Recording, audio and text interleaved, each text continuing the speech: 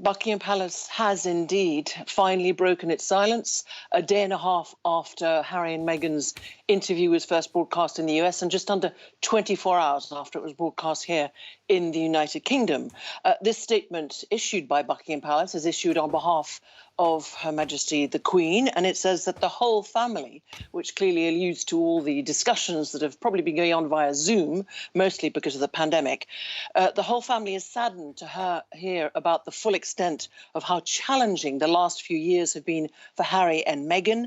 It says the issues raised around race are concerning and will be addressed by the family privately. So that's a real attempt to recognise the issues that have been evoked, the accusations levelled by Harry and Meghan in that interview, also to make it very clear, as is the policy of the Queen, of the British monarchy, of the British royal family, to do this behind closed doors, not as some sort of public debate. It goes on to say recollections may vary, but the claims made in their interview with Oprah Winfrey were taken very seriously. Well, I think those words, recollections may vary, is alluding to the fact that this is clearly not the recollection and the interpretation of what happened in those years, whilst respecting, obviously, the views of Harry and Meghan.